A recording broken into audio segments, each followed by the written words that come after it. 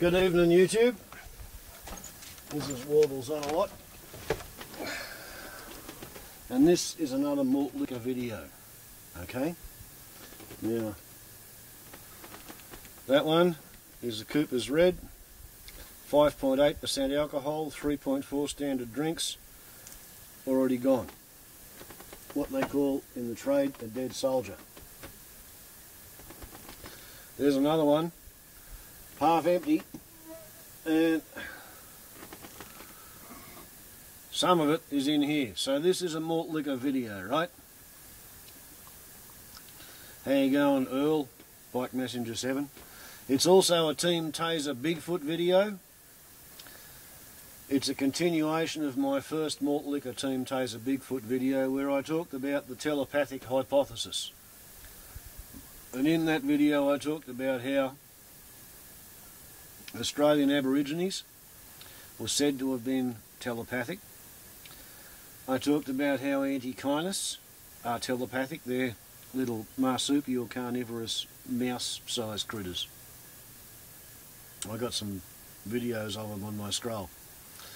I also talked about how the Australian bunyip is particularly descriptively, catalogued as being a telepathic cryptozoological megafauna. It's a bloody big animal that's supposed to be telepathic. Okay, so moving on as a second video. I've noticed that children and parents share a telepathic bond. Alright? First time I noticed this, I was a child myself, say 1968, 69, and my father's firstborn son had a different mother to me. My half-brother was in Venezuela, and he was working for the company Ericsson's, and he was installing subscriber trunk dialing telephone systems around the world. And I went to breakfast one morning, and the old man was deeply upset, really worried and agitated because he'd had a dream. And in the dream, he dreamt that he saw my big brother, his firstborn son, falling out of an aeroplane and falling, and he was dead. And the old man was really worked up about this over his porridge, I couldn't understand why the old man was so worked up over a dream, but then again, the old man had a near-death experience in 1943 when his chest got squashed, and he was considered dead by his workmates, and they pulled a bag over him, and some reasonably short time later a doctor came along to write out the death certificate and noticed he was still breathing. So the old man knew a thing or two. And he was deeply upset by this dream. I come home from school in the afternoon, and the old man's story was much easier because he had a great big telegram from Ericsson's head office in Venezuela announcing that my brother, big brother, had been on top of a ladder and he was changing a light bulb, and he poked his finger in the socket and he managed to connect his finger to his feet on the ladder so that he became the link in the circuit between the Venezuelan power station at, 240, 110 volts, whatever they have in Venezuela.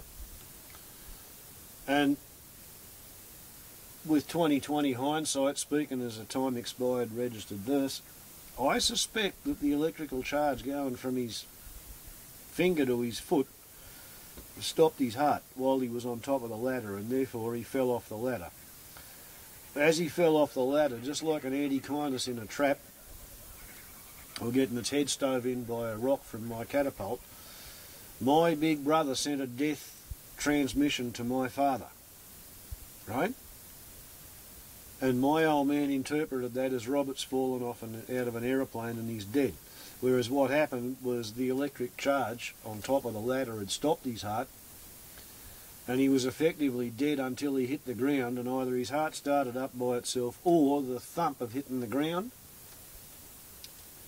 delivered a precordial thump, as we used to call it. You see somebody have a cardiac arrest, you run over and grab them by the ankles, pull them till they're lying flat, put one hand on their sternum and hit it with the other hand as fast as possible, as soon as possible, the idea being to physically shock the heart back into action. So even as a child I knew that there was more to life than what you can see and touch and feel and measure, and that if a child was half a planet away and they were suddenly dead, then their parent knew about it, right? I watched that happen.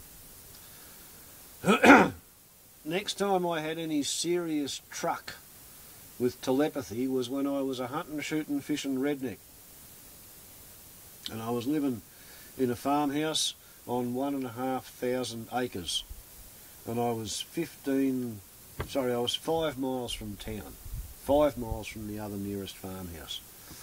And I had 9 guns hanging on the wall, and I was eating all the meat that killing all the meat that I ate, you know, shooting it and skinning it, butchering it.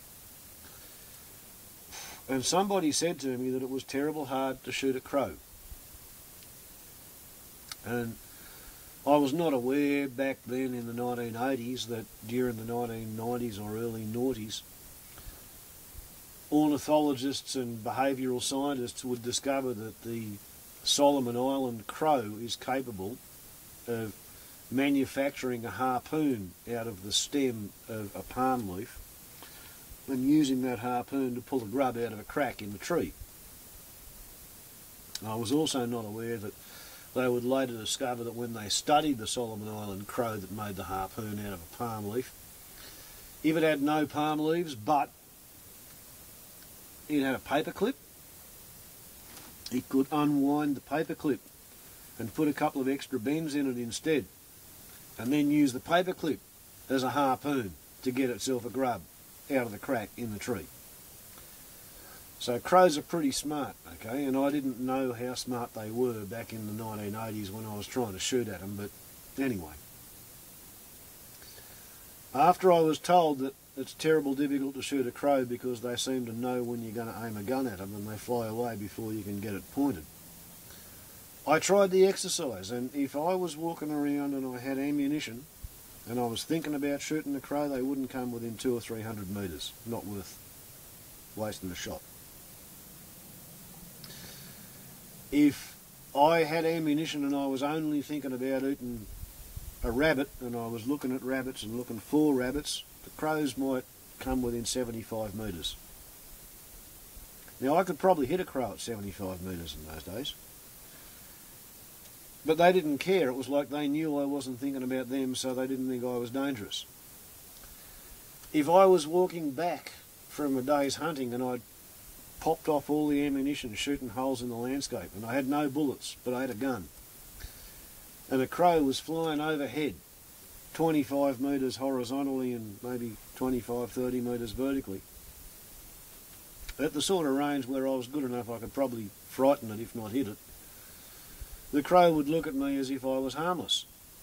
And if I raised the rifle that had no ammunition, the crow would continue to fly the same course, getting closer to me and closer and then flying away. Right?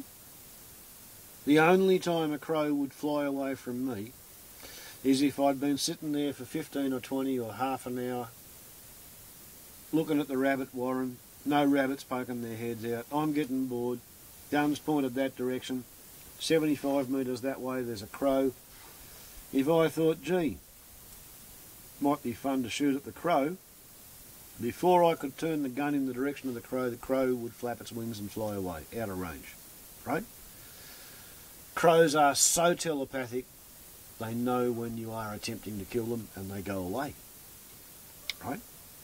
Okay. Kangaroos. If I'm sitting here in this seat and there's a kangaroo over at the windmill, you know, like 15 metres away, well within spear range, and I get a tickle in the throat and I cough, and my nerves, the vagus nerve is talking to the smooth muscle in the diaphragm, and there's a sudden noise out of me, the kangaroo that's looking the other way pays no attention. If the same kangaroo at the same distance, looking in the same direction, and a march fly bites me on the toe, and I suddenly, rapidly move my leg, or if I slap at a blowfly or a mosquito with my arm, before I've made any noise, as soon as my muscle has begun to move my limb, the kangaroo leaps vertically and sideways. My only explanation is they are capable of detecting my nerve telling my striated muscle to suddenly move a limb. And they randomise the equation. If you can sneak up close to a kangaroo, as you go to throw the spear, kangaroo jumps. It may jump into the spear, it may jump out of the spear, but it randomises the equation, and it makes your skill just that little bit more worthless.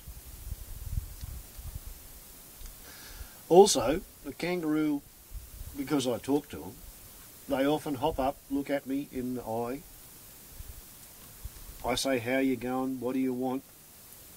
They look at me, and they reach up, and they flip one ear.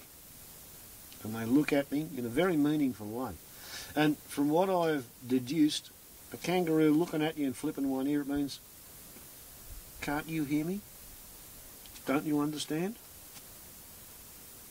Generally, they do it to me when they want bread. Right? So, on to children again. When I had teenagers, I operated them via a mobile phone. And many times I've been sitting out here, 15 k's from town, and I've suddenly looked at the mobile phone and thought, gee, I wonder what the son or the daughter is doing. And I've picked up the phone and thought, maybe I should send them a text and see how they're going. But I don't know what to ask them. I don't want to appear to be a hover parent, you know, helicoptering overhead, constantly supervising. So I've put the phone back down, tried to get back into reading the magazine or the book or whatever, and behold, as I put the phone back down, the bloody thing chirps at me with an SMS from the kid I was thinking about. And as far as I can figure it, as they think about me and compose the text message, that causes me to pick up the phone and expect the message to come through 3 times out of 5 in the last 5 weeks, as I've been sitting at my friend's place on a Friday afternoon thinking, gee, I finished my beer, I finished my pipe, it's probably about time to contact the kids. I wonder what they're doing, you know, are they both ready for the Friday night feed? And as 3 times out of 5 weeks in a row, as I've picked up my phone, excused myself for composing a text, gone into the text, started to compose the text, that's when the phone has beeped with a text from the kid. Parents and children can be telepathic. If it was only to do with Aborigines, then you wouldn't really think that it would be to do with my father and my brother, because as far as I know, if I've got a touch of the tar brush, it's on my mother's side, not my father's side. So it's a human thing. It's not an Aborigine thing. But